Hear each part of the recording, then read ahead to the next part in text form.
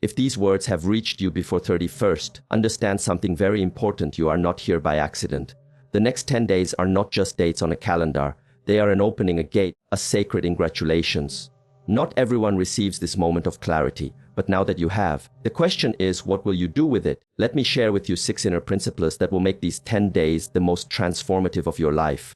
Movement is mastery. This is not just a phrase, it is a principle rooted in ancient wisdom and modern truth. Everything in nature moves. The rivers flow, the wind shifts, the stars rotate in silence. Stagnation is unnatural. In the same way, when your life feels stuck, heavy, or without purpose, it is often because you have allowed yourself to stop moving.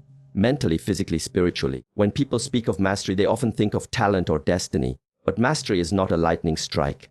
It is a slow burn. It is the choice to keep moving when nothing around you is encouraging it. You don't need to feel ready. You don't need motivation. What you need is a beginning, one step, one movement, one breath that is fully lived. Understand this: the body and mind are linked. If your body is idle, your thoughts become cloudy.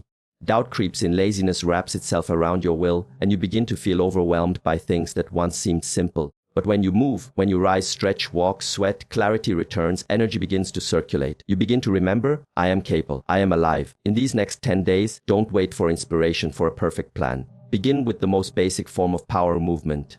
Wake up, place your feet on the ground and move. Move your body, move your energy. Take a walk without your phone. Practice breathing deeply for 10 minutes. Train your muscles, not just for strength, but to awaken your presence. When your body learns discipline, your mind follows. What feels difficult on day 1 becomes natural by day 5. This is the secret most people ignore. Action creates emotion. Movement creates clarity. Momentum is not something that magically appears. It is the reward of choosing to move again and again, especially when you don't feel like it. Even your dreams, your goals, they require movement. You cannot think your way into a better life. You must act your way into one. Every moment you waste sitting in hesitation or perfectionism, you are delaying your own evolution. Progress is not born from thinking, but from doing. Mistakes will come. So what? Let them come. Let them shape you and teach you. But never let them stop you. And remember, mastery is not about reaching the top of the mountain quickly. It is about moving forward step by step, no matter how slow, no matter how tired you feel. It is the quiet decision to stay in motion, even when nobody is watching, even when nobody is cheering. That is the root of true power. Some days you will move with fire. Other days, your movement may feel small, sluggish. It doesn't matter. What matters is that you stay in motion, because movement is life.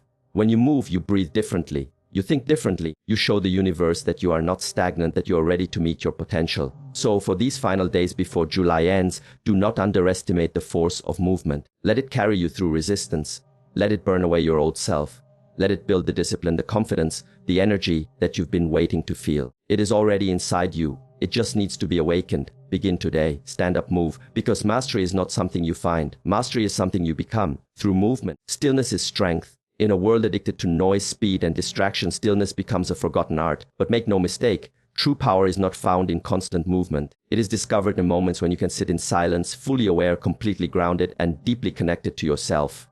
The modern world praises hustle, multitasking, urgency, yet the wisest ones, the calmest, the focused, the most resilient, know that the greatest clarity comes when the body is still and the mind is quiet.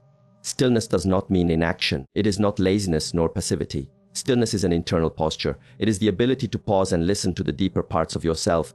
It is a discipline that few practice because it requires confronting everything we often run from: our fears, our past, our uncertainty. But within that space of silence is where truth lives. It is where direction is born. It is where noise dissolves and wisdom arises. Everyday life pulls you in 1,000 directions. Notifications demand your attention. Conversations exhaust your energy. Opinions drown out your intuition. But when you sit in stillness, even for 10 minutes, you begin to reclaim your power. You begin to separate what is urgent from what is essential. You begin to hear your own voice again. Stillness is where you train the mind to obey, not react. It is where emotions are observed, not controlled by. Anger, stress, anxiety, they lose their grip when you stop feeding them with movement and noise. Sit with, watch them. Let them rise and pass like clouds in the sky. That is strength. The ability to feel deeply and not run. The courage to face discomfort without flinching. The patience to wait for clarity rather than forcing outcomes. In stillness, the body relaxes. The nervous system resets. The mind energy returns. You begin to act from intention, not reaction. You choose your words with precision. You respond with grace instead of impulse. That quiet power can change everything, from how you handle conflict to how you make decisions. Most people think they need more time. What they truly need is more presence. And presence begins in stillness. When you learn to pause, before speaking, before deciding, before reacting, you place yourself in a position of power. You are no longer a slave to emotion or external pressure. You become the master of your internal world. This is why the final 10 days of the month hold such power. Not because of what you do, but how you center yourself before you act. Use these days to reconnect. Find a quiet space each morning or evening and simply sit. No agenda, no distractions, just stillness. Breathe, observe, let your thoughts come and go without attaching to them. At first, your mind may resist. That's natural. We've been trained to equate silence with emptiness, but stay with it. Within that quiet is depth. Within that depth is understanding. And within understanding is transformation. You do not need to have everything figured out. You simply need to create the space where answers can find you. That space is stillness. It is where your soul speaks clearly, where your values rise to the surface, where your next move becomes obvious, not through pressure but peace. The strongest trees grow in silence. The deepest waters remain calm. In the same way, your greatest strength may not be in how loudly you live, but in how deeply you listen. So honor stillness. Protect it. Return to it again and again until it becomes your natural state. Because stillness is not the absence of power, it is the source of it. ChatGPT said discomfort is the door. It is the entrance to everything you desire but have not yet become. Most people run from it. They flinch at the first sign of pressure, retreat when things get difficult, and convince themselves that ease is the path to peace. But growth does not live in ease. Growth lives just beyond discomfort. It waits patiently other side of resistance, watching to see if you are willing to step through. When you avoid discomfort, you are not protecting, limiting yourself. Every time you choose comfort over challenge, you stay the same. Your patterns remain unbroken. Your potential stays buried. And slowly, quietly, your dreams begin to decay. You don't lose them in one dramatic moment. You lose them in 100 small choices to stay comfortable. But the truth is, discomfort is not your enemy. It is a mirror. It shows you your limits. It reveals where you are soft, where you are afraid, where you are still holding on to weakness. And that's why it is so powerful, because it invites you to go further. It calls you to confront yourself, to break the illusion that safety is strength. In reality, safety is often stagnation disguised as peace. In these next 10 days, if you truly want change, you must be willing to meet discomfort head-on. Wake up earlier than you want to. Speak the truth you've been avoiding. Start the habit you've been postponing. Train when your body wants rest. Meditate when your mind wants noise. Push yourself into unfamiliar territory, not recklessly but deliberately, because that is where your character is forged. Nothing meaningful has ever been achieved without the presence of discomfort. Muscles are built through resistance. Wisdom is born through struggle. Courage is earned by walking into fear and choosing not to back down. There is no shortcut. There is no secret technique. The only way forward is through the uncomfortable. When you feel resistance, don't retreat. Lean in. Pay attention. That tightness in your chest, that urge to quit, that voice in your head saying, maybe later.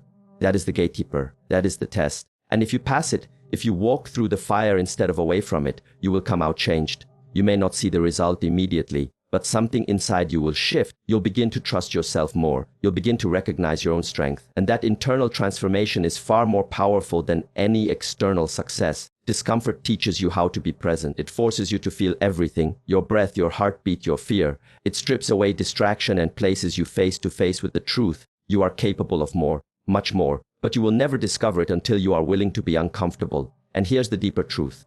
What starts as discomfort often becomes joy. The early morning becomes the quiet power of discipline. The hard conversation becomes a new depth of trust. The difficult workout becomes pride.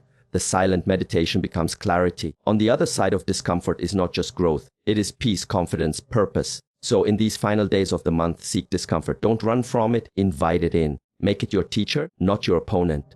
When your legs shake, when your mind screams to stop, when your heart feels vulnerable, smile. You are at the threshold. And every time you cross it, you unlock a new version of yourself. Because discomfort is not the end of the road. Discomfort is the door. Walk through it. Discipline over desire. This is the principle that separates those who dream from those who achieve. Desire is easy. It flickers in moments of excitement, whispers during inspiration, and often vanishes when discomfort arrives. But discipline, that is the force that endures. It is the structure you build when the feelings fade. It is the quiet contract you make with yourself to stay consistent, especially when you no longer feel like it. Every person has desires. We all want something. Success, health, peace, respect, love, freedom. But very few are willing to sacrifice comfort to earn it. That's because desire alone is emotional. It rises and falls. One day you feel motivated, the next you're distracted. Discipline doesn't care how you feel. It cares only that you show up. It is built in silence, in early mornings, in quiet routines and repeated choices. When you choose discipline over desire, you become dangerous to mediocrity. You stop waiting for perfect timing. You stop needing external approval. You begin living on purpose. And that kind of living creates a force that moves mountains. Because while others are chasing motivation, you're moving with intention. Desire says, I want to be fit. Discipline wakes you up at 5 a.m. to train. Desire says, I want peace of mind. Discipline makes you sit down to meditate even when your thoughts are chaotic. Desire says, I want success. Discipline keeps you learning, working, refining, even when no one is watching. Desire without discipline is fantasy. It creates emotional highs followed by long periods of self-disappointment. You tell yourself you'll start tomorrow. You make promises in the evening and break them by morning. But discipline, that's different. Discipline builds a foundation beneath your intentions.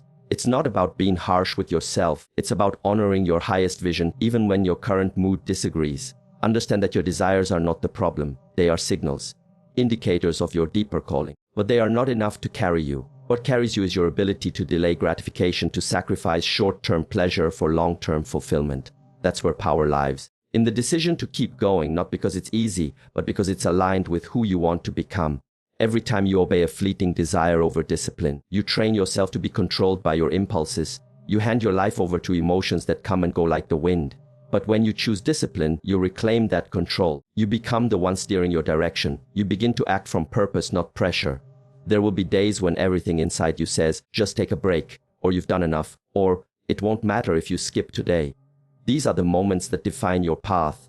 Not the days you feel good, but the days you want to quit and decide not to. Because every act of discipline, no matter how small, strengthens your identity. You start to see yourself differently. You start to trust yourself more deeply. And soon what was once hard becomes normal. What was once a struggle becomes part of who you are. Discipline turns chaos into clarity. It creates consistency, and consistency compounds into results, not overnight, but inevitably. So in these final days before the month ends, remember you are not here to be ruled by momentary desires. You are here to become something greater. Choose the path that builds you, choose discipline. Because desire may inspire you, but discipline will define you. Energy is a choice. It may not always feel like it, but it is. Too often people say they're tired, unmotivated, or drained, as if energy is something that randomly arrives or disappears. But the truth is, energy is not just something you have or don't have. It's something you create. It is something you protect. It is something you build through intention, through habits, through what you allow into your body, mind, and spirit. The moment you wake up, you begin choosing your energy. You decide whether to stay in bed for an extra hour or rise and meet the day with purpose. You choose what you eat, how you move, what thoughts you entertain, and who you allow near your space. Every one of those choices either increases or depletes your energy. That's the truth most people ignore. Your habits are feeding or draining your life force. If you constantly feel low, ask yourself, what am I doing to recharge myself? What am I doing to honor my body and clear my mind? Many people reach for stimulants, distractions, or comfort to feel better. But those are short-term fixes. True energy doesn't come from escaping your life. It comes from fully engaging with it. It starts with your body. Movement generates energy. The more you sit, the more stagnant you feel. The more you train, stretch, walk, or breathe deeply, the more alive you become. Your physical state influences your emotional and mental state. When your body is active, when your mind becomes sharper, when your breath is deep and steady, your nervous system calms. You begin to operate from a centered place. Then there is the mind. Thoughts are powerful. Negative thinking, overthinking, and self-doubt drain energy quickly. That is why awareness is vital. You must become the guardian of your mental space. When a thought enters that doesn't serve you, you don't have to entertain it. You can choose to shift, to redirect your focus, to speak something better into your own mind. Energy flows where attention goes. Choose your focus with care. And then there is your environment, both physical and emotional. Some people in your life uplift you, inspire you, challenge you to rise. Others drain you with negativity, drama, or chaos. You must learn to protect your energy by setting boundaries, by saying no, by giving your time and attention to things that give something back. Time spent with aligned people and activities doesn't take energy, it gives it. Even your posture speaks energy. A slouched body communicates defeat to the brain. An upright, alert posture communicates readiness and strength. The body and mind are constantly in conversation. You don't have to wait for energy to arrive. You can generate it by how you sit, breathe, move, and think. Energy is also spiritual. It is the invisible fire that grows when you live in alignment with your values. When you are doing work that matters to you, when you are acting with integrity, when you are growing, there is a lightness inside you. You don't feel exhausted from this kind of effort. It fuels you. The most powerful people in the world are not the ones who have more hours. They are the ones who manage their energy with discipline and wisdom. They know that how they feel is a result of how they live. They don't wait for inspiration. They create the conditions that allow it to flow. So ask yourself each morning, what energy am I choosing today? Am I choosing presence over distraction, movement over laziness, intention over chaos? Your answers will shape how you experience these final days of the month. Not because anything outside has changed, but because you've taken full responsibility for your internal power. Energy is not luck, it is a daily decision. Choose it, create it, protect it, and watch everything around you rise to meet it. Honor the gate. These final days before the end of the month are not just ordinary time. They are a threshold, a gate between you've been and who you are about to become. Most people pass through such gates unconsciously. They treat every day the same. They rush through the closing of one chapter without realizing what's being offered, the chance to reset, to refine, to redirect. But not you. If you're aware of this moment, if you're truly paying attention, then you've been given something sacred, and it is your responsibility to honor it. To honor the gate means to slow down and become intentional. It means asking, what have I carried with me this month that no longer serves me? What patterns? What thoughts? What distractions? You do not need to bring your old limitations into a new season. You do not need to keep carrying what weighs you down. A gate is not just an exit. It is an invitation to walk into something higher, cleaner, more aligned with who you truly are. Most people underestimate the power of transition. They think change only happens through big moments. But real change, deep, lasting change, often happens quietly in the spaces between. It happens when you pause and make a decision that you will no longer lie half awake, that you will no longer negotiate with your potential, that you will no longer waste time waiting for life to feel perfect before you begin. The gate is here now. It doesn't ask for perfection. It only asks for presence. To honor the gate is to treat of these final 10 days like they matter, because they do. The energy you carry through the gate is the energy that will follow you into what comes next. If you carry doubt, you plant seeds of hesitation. If you carry discipline, you plant seeds of strength. If you carry clarity, you walk with direction. You don't have to rush. You don't have to solve everything. But you do have to show up with intention. Refocus. Realign. This is also a time to cleanse. Not just your schedule or your space, but your inner world. Sit quietly each day and ask, where am I out of alignment? Maybe it's the way you speak to yourself. Maybe it's a habit that's slowly weakening your confidence. Maybe it's a fear you've been avoiding that needs to be faced. Honor the gate by acknowledging these truths, not with shame, but with honesty. Only when you see clearly can you choose differently. You may not see the results immediately. You may wonder if this inner work matters.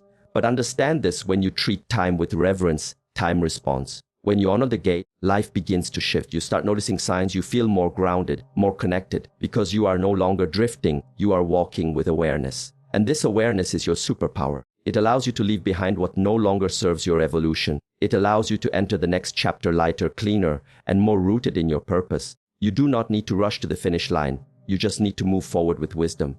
Let go of what needs to be released. Carry forward only what aligns with who you are becoming. These final days are not a countdown. They are a build-up. They are the soft footsteps before the sprint. They are the silence before the transformation. So treat them with care, with respect, with focus. Because when you honor the gate, you prepare your spirit to rise. And once you step through with intention, there is no going back. There is only forward, only growth, only the next version of you, wiser, stronger, clearer. So stand at the edge of this moment, bow to it, breathe into it, and walk through the gate, not as who you were, but as who you choose to become. The door is open. You have 10 days, not to chase the world, but to return to yourself. Congratulations for arriving here. Now begin. Clear. So stand at the edge of this moment, bow to it, breathe into it, and walk through the gate, not as who you were, but as who you choose to become. The door is open. You have 10 days, not to chase the world, but to return to yourself. Congratulations for arriving here. Now begin.